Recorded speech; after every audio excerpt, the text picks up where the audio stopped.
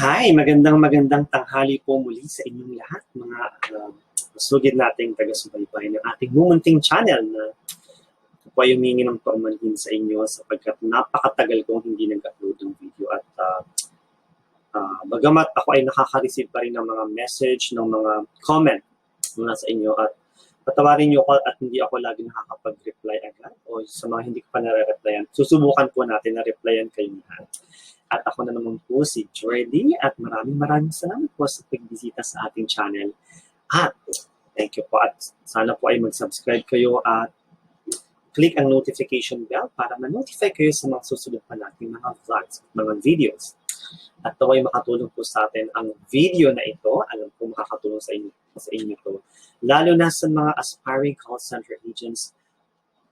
Of course, since marami ngayon ang nag-apply sa call center at ngayon po ay lockdown tayo ngayon or enhanced community quarantine. So sa lahat po sa inyo sa mga bahay, mag-ingat po tayo, wag tayong lalabas, sumunod po tayo sa gobyerno at malalampasan din natin to in 2 to 3 weeks in Jesus' name. So stay at home lang po kayo, just relax, enjoy watching videos. Alright. Ang ating pong pag-aaralan ngayon at hindi naman natin bubusisiin. Ang ating pong pag-aaralan ngayon ay tungkol sa wikang Ingles. So, syempre sa mga nag-aspire sa ating call centers, representatives or call center agents, ako po ay, marami po ako natutunan mula nung nag-umpisa ako. Nung una po ako nagtatrabaho sa call center, marami pong akong hindi alam. Nagkakamali pa rin po ako at doon ko na lang rin natutunan, I get used to it. Ika nga sabi sa English.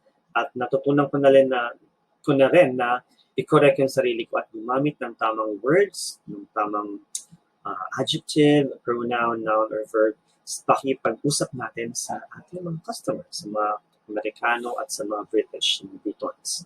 So ngayon po nais ko i-share sa inyo ang mga basics sa English. So ito po yung kailangan nating matutunan, especially basic to. So, hindi natin dapat makalimutan sapagkat maling-mali ito pag hindi natin nagawa ng tama. So, ating pong simulan in no further ado. So, of course, there are many times that we use these words in a sentence, especially when we are communicating with our customers, especially in English. So, ang una ko pong ituturo sa inyo at dapat nating tandaan ay ang paggamit ng do, don't, does, at doesn't. So, ito po. Sa salitang ito, pag ginamit natin ng he sa lalaki, she sa babae, at it sa mga bagay or walang kasarian, either gagamitin natin ang word na does or doesn't. He does, he doesn't. He does or he doesn't.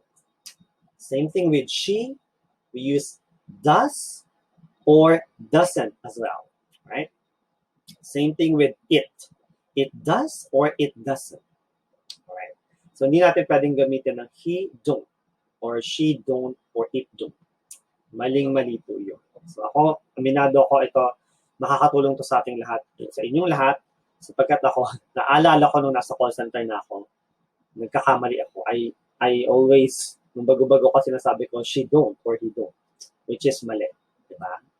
So yun, dapat natin malaman yun. At syempre naman, pag ginamit natin ang I, tayo, we, I, ako, we, tayo, they, sila, or you, ikaw, dapat natin gamitin, of course, ang salitang don't. I don't like it. You don't know. You don't know it. We know it. And, of course, they knew it. See? Or they don't, or they do. Alright, so they do, I do, you do, we do. So, yun na. Kapag he, she, and it, gagamitin natin ang does or doesn't. Kapag naman I, we, you, and they, gagamitin natin ang do or don't. Napaka-basic po niyan. So ako, nagkakamali talaga ako nung bago ko sa call center. Pero natandaan ko siya at hanggang ngayon, hindi ko siya nakakalimutan. So, yun po ang ating first part ng ating video. So, sana ay nakatulong sa inyo ang ating first part ng ating video.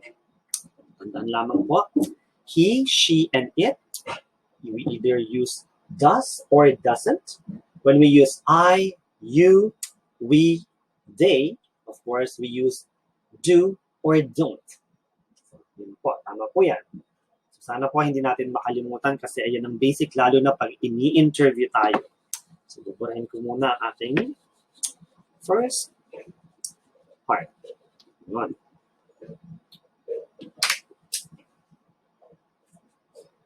Uy, wait lang. Parang nagmamerge siya.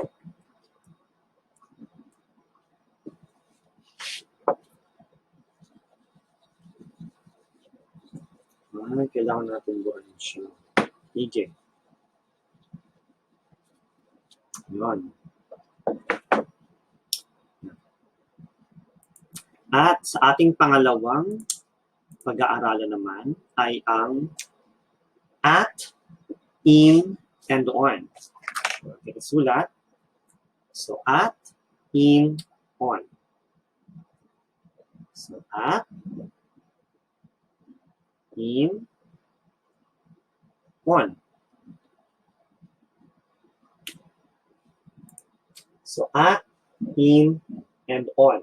Hindi ako nakikita, pero okay lang. Mas makalagay. Makita nyo ang whiteboard natin. Yan, nag-effort ako talaga sa inyo para makita nyo. Kasi mas gusto kong may binabasa kayo habang nakikinig para natatandaan nyo yung mga sinasabi ko. So, at, in, and on. So, dito sa lesson na ito, pag-aaralan natin kung paano ginagamit ang mga preposition na ito. At, in, or on. Okay? Ating buburahin. So, ginagamit ang at, in, and on. Let me teach you. Ginagamit ang at to talk about specific point. Specific point. At ay ginagamit to talk about specific point. Yan. So, for example,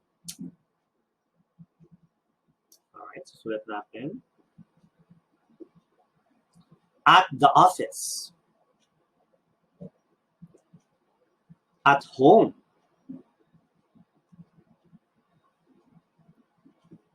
At my desk. So, ito po yung mga gamit ng at na preposition. She is at the office. She's still at home. Alright? I place it at my desk. Specific point. So, dun lang siya talaga sa point na yon. Yan ang gamit ng at. Ngayon naman, ay gagamitin natin ang effort. Alright. Gagamitin natin ang in. Saan nga ba ginagamit ang in? Ang in ay ginagamit sa enclosed area. Enclosed area. Kung sinabi natin enclosed area tulad ng room. So things like that. So let's say, for example, in a meeting room. And then, in Japan, especially for countries in the Philippines, in the US, and also, let's say, division or department in our department. So let me show you this. So in is used when talking about enclosed area. In a meeting room. They are in the meeting room. And also for countries like the Philippines or any country or any places, she is in Japan. Yes, she is in the Philippines. And yes, we have the meeting in our department. Yes. in our department. So, yon ang mga gamit ng in. And of course, last but not the least, we will be using on. So these three things are important: at, in, and on. So for the word on, of course, ginagamit siya to talk about surface, not surface, surface. For example, on the desk. You can also say that. If you notice, we use at my desk. But this time, a surface, specific point, it can also be used on the desk. I left it on the desk. And then on the wall. Sa dingding. On the wall. Especially this, the last example is very important. Of course, sa building, minsan maraming floor, right? Third floor, fourth floor. We don't say at the floor or in the floor. We say on the floor. Yan. On the third floor. She is working on the third floor. On surface, sa mga bagay sa surface. Hirap ng Tagalog minsan. So, yan. On the desk, at my desk, I think. On the wall. It's on the wall. I put it on the wall. Sinabit mo sa wall. Or on the floor. Anong floor ba sila? They are on the third floor. So those are the use of the words, the prepositions at, in, and on. Alright, so I hope marami tayong natutunan sa araw na ito. Kahit maiksi lang yung topic na pinag-aralan natin. Hindi siya ganun kahaba. Pero talagang in-emphasize natin yung mga words para mas madali yung matandaan. Kasi iyan yung mga importante na kailangan natin malaman kapag tayo ay nagsasalita or ini-interview na sa wikang Ingles. So mahirap magkamali, so doon pa lang we create a good impression that we are able to speak English not really super fluently but at least proficiently or correctly. Right, sana po ay nagustuhan nyo ang video na ito at para mas maraming matuto, inaanyayahan ko po kayong i-share, of course, i-like at mag-subscribe sa ating video at see you again sa ating susunod na video. Once again, ito po si Jordy at nagpapasalamat po ako sa inyong muling pagsubaybay at panonood ng ating munting video sa ating channel. See you again. God bless you all, lalo naman may coronavirus. So, pagpalain tayo ng Panginoon at nawa ay malampasan natin. Naniniwala ako na malalampasan natin ang pagsubok na ito. Maraming salamat po. See you again. Bye!